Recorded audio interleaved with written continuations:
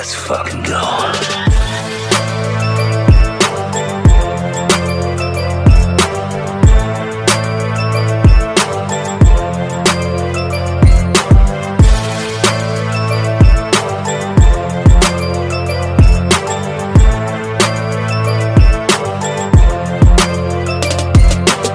Hello everybody, welcome to the Comic Guy Movie Show. My name is Deshaun, and today I'm here to review Ironheart episodes 4, 5, and 6. And Ironheart is the final project in the MCU Phase 5. Now the MCU Phase 5 has had many ups and downs. It has had some high points, obviously, but it has had some very low points as well. I believe this phase brought us things like Echo. It brought us Secret Invasion. I believe Ant-Man Quantumania. I believe Ant-Man Quantumania was in this phase as well. And, it was been a very up and down phase in the MCU. Like, this is the final phase of projects that were made during the old plan of the Marvel Cinematic Universe, when Marvel had still initially planned on having King the Conqueror as the villain, when Marvel had still initially planned on having the Marvel television shows combinate to something, when Marvel had all these elaborate plans that, for multiple reasons that I've gotten into too many times on this channel, things fell apart. And the phase reflects that. The phase 5 reflects the steering of the ship, so to speak, of the MCU. But the problem with the MCU in comparison to other franchises that could take easily, switch gears is this isn't Pixar. This isn't, the Transformers franchise. This isn't the Jurassic Park franchise. This isn't even the Star Wars franchise. The MCU is one large interconnected entity that has one massive overlay story, or just massive, sometimes intricate, sometimes making it up on the fly, massive story. And when Bob Iger came back and Kevin Feige got power and they started seeing certain things weren't working and certain ideas, directions they were going weren't working, and they decided to steer the ship, it takes a long time for that ship to steer. It's like driving a semi-truck, you know what I mean? Like, if you're driving a sports cars are made to, instantly turn. You're driving a Ferrari, you driving a semi-truck, this thing ain't gonna turn but so fast, man. It takes a minute. And unfortunately, a lot of Phase 5 is marred down by ideas that they were initially planning on doing, but they never got around to doing, they decided not to, but they still made these projects. They've already made these things. They've already set up these things. They can't just cut it out.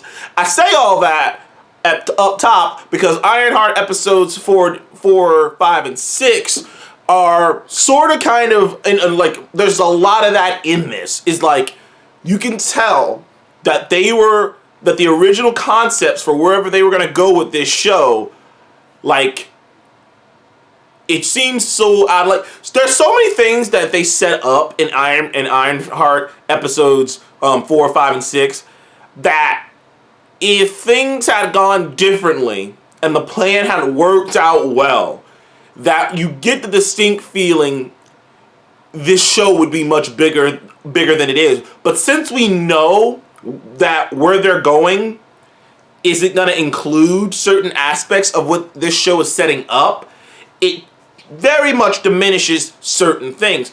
Now, I think Ironheart as an isolated piece of just, Marvel content, like a Marvel show, actually turned out pretty good. I think it turned out pretty good. But as a show in the MCU, it never truly lived up to what it could have been. All disclosure, I thought episode 4 was good. I thought that built up a lot of good tension, introduced the mystic elements to the story a little bit more, and they did a lot of interesting things. And I thought episode 5 was sort of like you discover more about the Hood, you discover more, but I do think that once again, this show suffers from so many of the mistakes that they made in the past. First of all, the show is a 6-episode show, and I already talked about that before. It hurts the show because you never truly get to know the crew. you never truly get to make a connection with Parker. Now, while I like the Hood, I like that actor as the Hood, I think he brought something to the character. It's funny, I think I liked almost all of the actors in their roles. I liked almost all the actors in their actual roles in the story, but it was like, it just always was something missing. This is one of those shows that kind of frustrates me a bit, because every time it does something right, it does something wrong. But there's something here. Like, it's clear as day. And it feels like, and I kind of saw that sentiment amongst people out there. I even saw that sentiment amongst people who didn't like the show. That it's like, it's there. I can see it. Like I said, it reminded me very much of Moon Knight. In the sense that of watching Moon Knight, it is held together by the fantastic performance by, God damn it, why am I blanking on my boy's name? Oscar Isaac. It's held together by the fantastic performance of Oscar Isaac, but like, it never lives up to its potential, and it sets up, and it could have been like this amazing, great thing, but it never gets there. It's got these good performances, these good actors doing good, and like, there's certain things you're invested in, but the overall story and whatnot, and that's kind of been, like I said, that's been something that's kind of held back the entirety of phases 4 and 5, especially on Disney Plus. The only shows that I feel like actually managed to pull off what they wanted to do in the time they wanted to do it was Loki, WandaVision, Hawkeye. I love Miss Marvel, but I even think Miss Marvel got hurt from the whole 6-episode format. But those are really it. There's some other decent ones too. Like I said, I liked Moon Knight and whatnot, but every other show, pretty much all the other shows were held back by this 6-episode format, and it just, none of these shows were given time to fill out, because this entire time I'm watching this, both of these episodes, particularly 4 and 5, it just feels like everything is moving too fast. It feels like they need to get where they need to get to, they need to set up where they need to set up, and they need to get there now. So here's the magic, people. Here's the argument.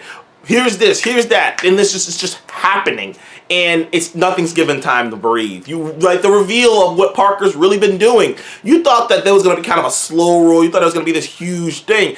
And while I appreciate them trying to go with a more,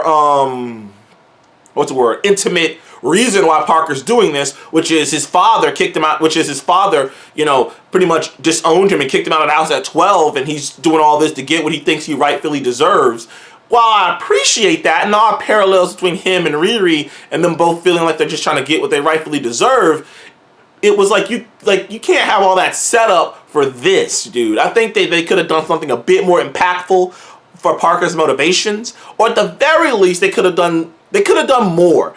But it just, like I said, it just felt like a show that just left more to be desired, but there's something there.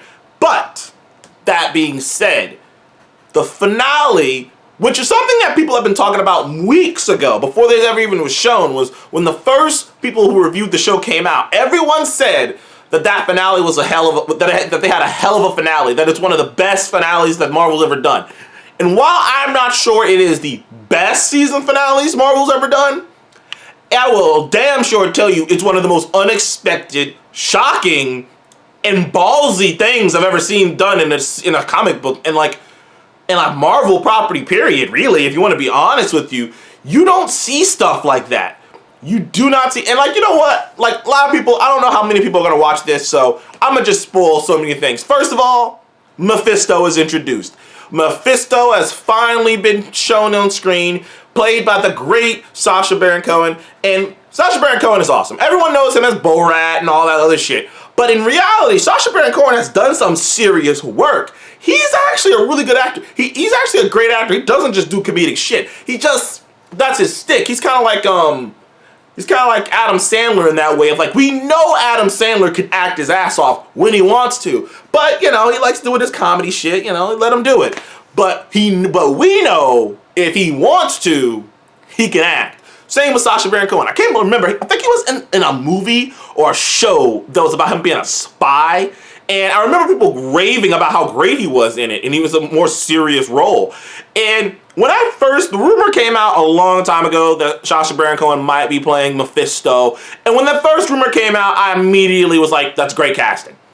Because Mephisto is not this like he is this intimidating devil-like figure, but for the most part, he's a deal maker.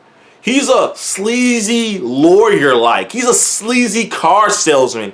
He's a charmer. He's a smile in your face. He's a play to your ego. Like, he's a manipulator. Everything he is, and he can do it with a glee and with a humor and with a smile and a laugh. And I was like, yeah, Sacha Baron Cohen can pull that off. Great. Also, Sacha Baron Cohen is a very tall, oops, sorry, alarm went off. Also, Sacha Baron Cohen is a very tall man. So if and he has a particular look to him as well, that you can definitely see them in the future, if he comes back, playing up the more demonic aspects of him. He's got a particular smile to him. He does feel like a devil-like character. And when he comes on screen, when you first see him making the deal with the Hood, and you see the way they're playing him up, they really are playing him up very creepily. They never give away too much about how powerful he is or how powerful he isn't.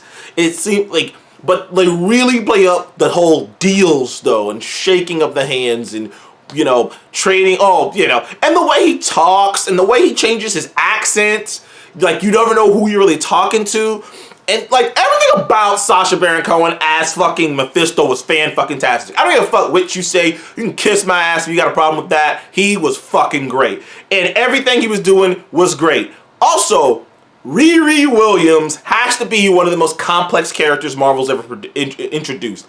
They do not hold back. And I've never quite seen a superhero show, at least Marvel, especially from Marvel at all, where they do not hold back the punches on the hero. She gets beat down every fucking episode.